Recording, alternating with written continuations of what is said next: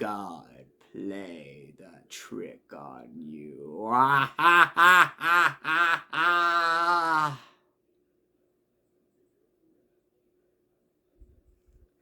What's up, awesome YouTubers? Ryan1988 or Justin back here to do a video for you all, and I hope you're all doing well out there.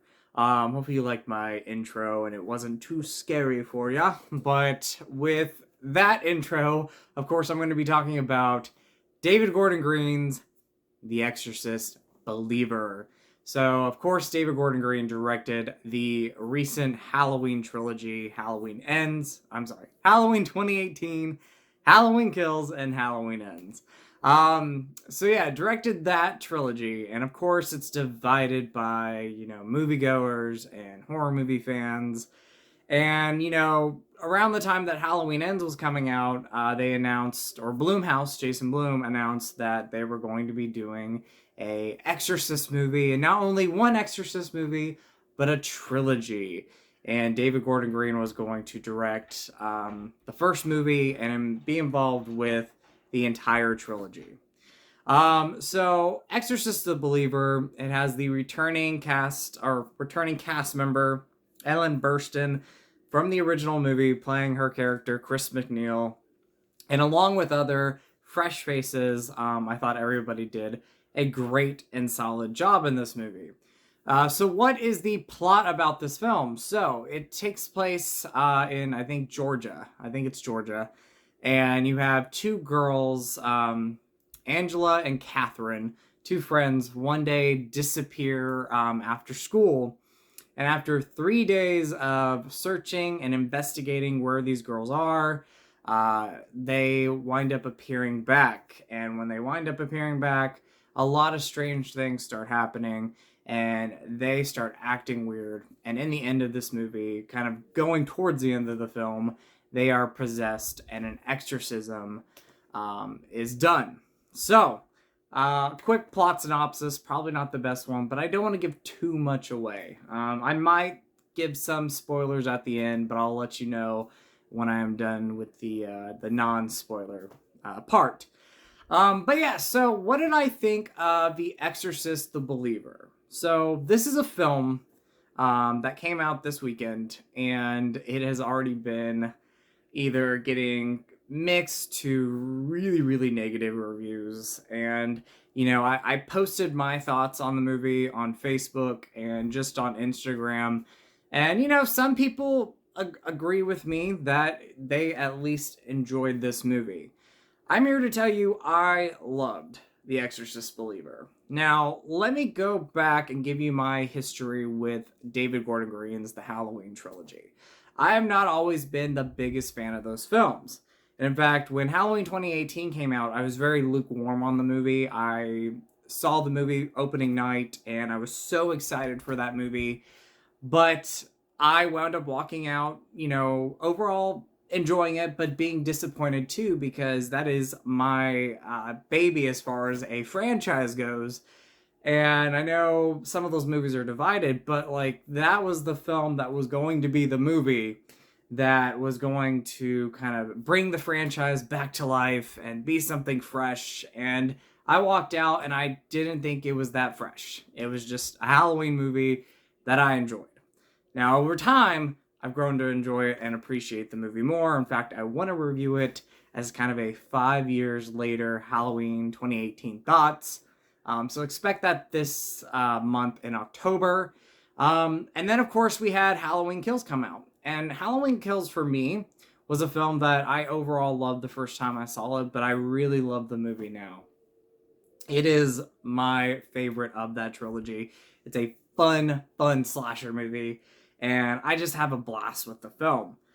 Halloween Ends, the last movie. You guys probably know my initial thoughts with the film was I hated the movie. I was upset with it. I didn't like some of the things that happened in the movie. And that was coming off of right after the movie coming out, just reviewing the movie, giving you my just initial thoughts without soaking in the movie and giving it another watch. And when I re-watched it, I'm still divided if I really enjoyed or loved the film. But talking about Exorcist the Believer, what stands that movie out, or what stands this movie out from the Halloween trilogy, is that my initial reaction with this film is that I love it. The Halloween movies, it took me time to warm up to them. This is, without a doubt, in my opinion, David Gordon Green's best horror movie that he has directed. I think it, again, is greatly acted. I think everybody all around did such a great job. I think the two actresses who played Angela and Catherine, the young girls who disappear and then wind up being possessed, did such a great job in the movie. I'm blanking on his name. I don't want to like mispronounce the actor's name, but Angela's dad in the film, our main character that we're kind of going through this whole movie with, he's trying to investigate what happened to his daughter and her friend, and he's the character that, you know, meets up with Ellen Burston.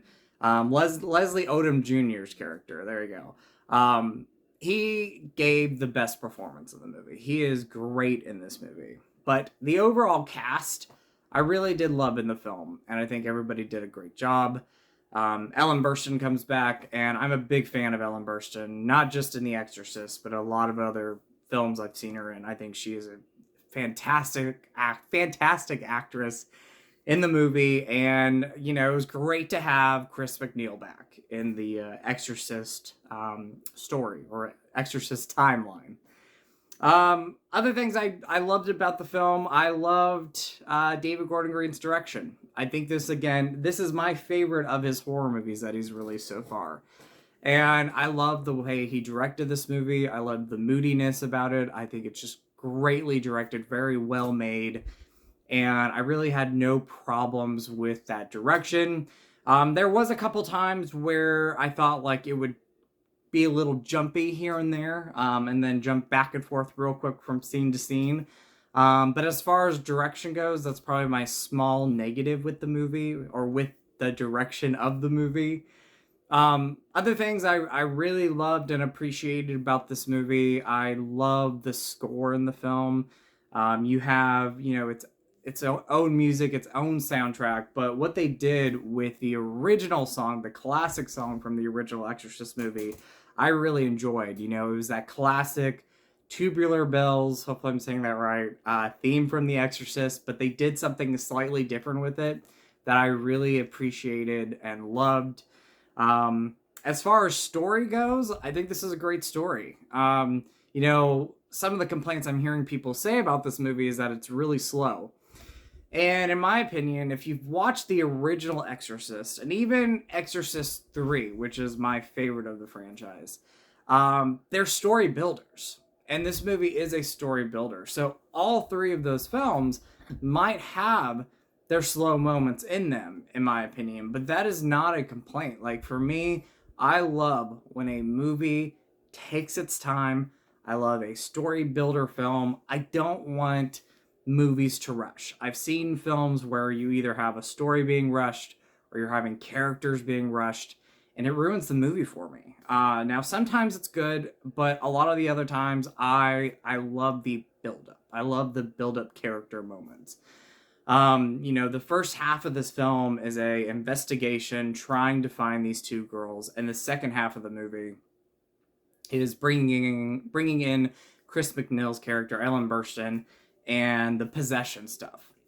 And I really enjoyed both. Well, I loved the second half of the movie, and I really enjoyed the first half of the movie. So overall, I would say I love the story. I think this movie is emotional. I think it's intense. I think it's scary at times. You know, is it scarier than the original film? No. Is it scarier than Exorcist 3? No. I think those movies are slightly scarier. But I think this movie has its intense moments. And in fact, I was the only one in the theater. And I'm glad I was, because I was freaking out a little bit. Like, there was a couple moments where I was scared watching this movie. I think the idea of just... I think what it is the idea of these two young girls, like with Reagan in the original movie, having to deal with this and having to deal with possession and these, you know, demons taking over these girls, and as parents, I'm not a parent, but as a parent, that would just be so hard to deal with. Um, it would be terrible. That it's just sad, emotional thing to think about. Um, so yeah, I this movie had its intense moments. It had some scares, and it also had some emotional moments. There was a couple of times that while it wasn't like me crying in the theater, I got emotional. So yeah, that is my thoughts on it. It's not, I'm not a great reviewer, but I like to give you my opinion. So hopefully you like my opinions on this and you like my review.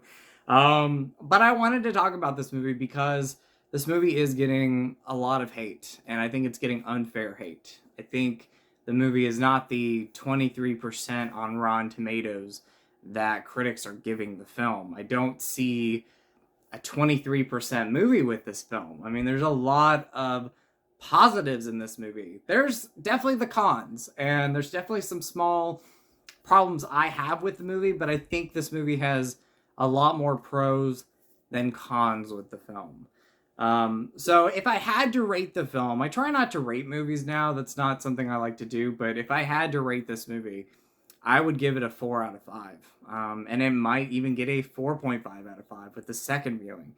I feel like this movie, I love it right now. I feel like over time, I'm going to love it more and more. I think there's a lot more, again, pros than cons in this movie. And I wish others would have saw that. I wish critics would have saw that. Moviegoers, we have our opinions, and that's the great thing. But it's drives me crazy sometimes when I see critics out there blasting a movie like this and just bringing it down. I was expecting to walk out of this. I was expecting to go into this movie and walk out thinking this movie was going to be complete trash, and for me, it wasn't. It is a great movie. It is a great, well-made, well-directed, well-acted movie that I love. Another pro that I want to give is Christopher Nelson's makeup. Hopefully I'm saying that right. He worked with David Gordon Green on the Exorcist movies, and this is some of the best makeup we've had in the Exorcist franchise since the original movie. The practical makeup that are on these two girls is creepy. Like towards the end of the movie, I'm sitting here in this theater by myself, and I'm like sitting in front row. So like when the screen's right at my face and I'm seeing one of those characters kind of look at that screen or look right at the camera, so like they're looking right at me pretty much. It was creepy. Very, very creepy. So the makeup was great. But anyway, I just really appreciated this movie. I really loved this film.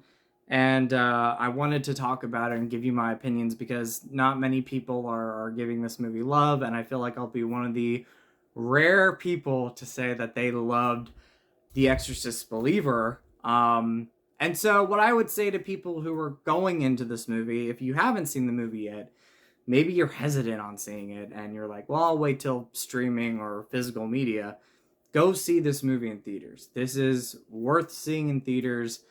Rather you love it or not, support the film. I think this movie is a lot better than what people are giving it. And it is worth seeing. It's worth watching. And for me, it's top 3 Exorcist movies. The franchise isn't overall the greatest franchise. I can enjoy The Heretic Exorcist 2, but I don't love it, and I wouldn't say it's a great movie. But it's fun. The prequels, I really don't remember those too much. I'm not the biggest fan of the prequels, but I love the original movie. I watched it the other night. It's just one of my all-time favorite films. Exorcist 3 is my favorite. I love The Exorcist 3. That is another movie that over time I've just really, really loved. And Exorcist the Believer is going to be on that top 3 of the franchise for me. And it's high up there. It's not even like a, it's top 3. It's a, kind of a downer movie, but like if I had to pick a third movie in the franchise that I would rank, it'd be Believer. That's not the case for me. This is like high up there on the list. So yeah, I love the movie. Again, I'm gonna give it a 4 out of 5 right now. Go see the film. Please check it out. So I'm gonna give you all about 10 seconds to leave the video if you haven't seen the movie, because this is a film that I do want to talk about. Just some small things about some spoilers in the movie, because I really need to like just get this off my chest. So you got about 10 seconds. So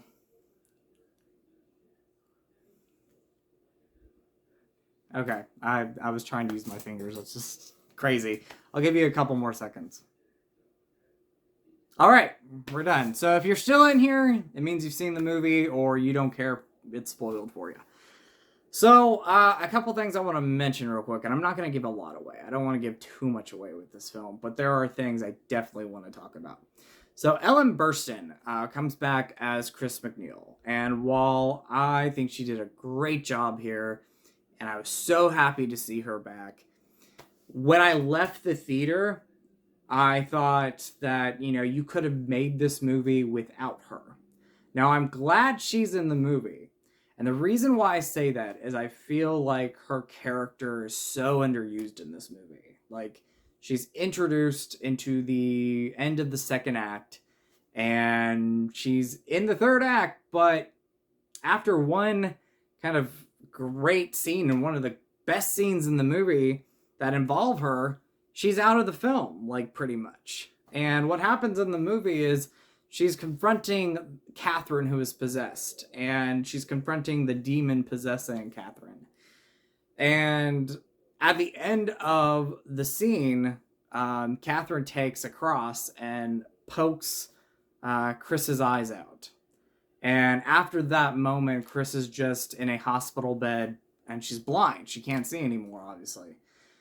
And I felt like the trailers were leading her up to do a lot more than we got of her in this movie. And again, she does a great job. If I had to have any flaw with that, it would be the script. I think it's a great script overall, but I think the way that they used Chris McNeil in this movie was underused. I mean, Ellen Burstyn is a great actress. Why not use her more? I understand she's older now, but she had some really great moments in this movie that she was involved with. That scene that when she's encountering the possessed Catherine is one of the best scenes in the movie, and I loved that moment in the movie. It's one of the best and most intense scenes in the film, but I didn't like the way that they used Chris McNeil, especially because of how strong she is in the first movie and how much I really like that character and love Ellen Burstyn. They could have done something better with her and used her so much more. Another thing I want to talk about is the third act of this movie, or the conclusion of this film.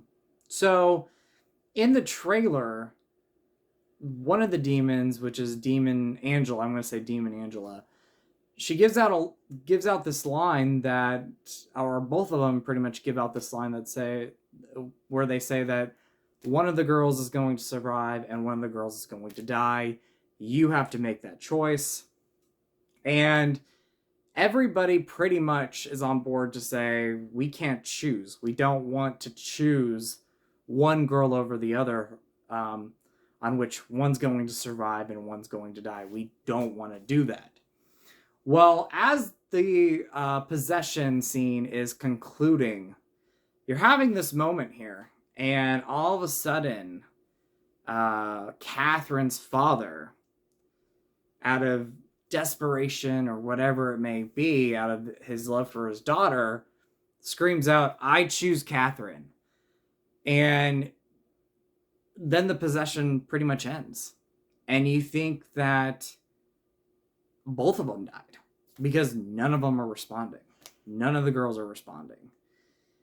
And then all of a sudden, Angela wakes up and she's not possessed anymore. And she has that moment with her father, Leslie Odom Jr., and they're hugging.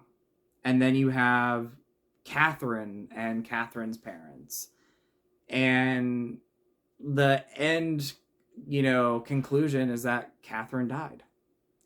And as I was thinking about this when I was leaving the theater and why this happened was because, the devil's the devil and demons are demons. And when it comes down to it, they're tricksters.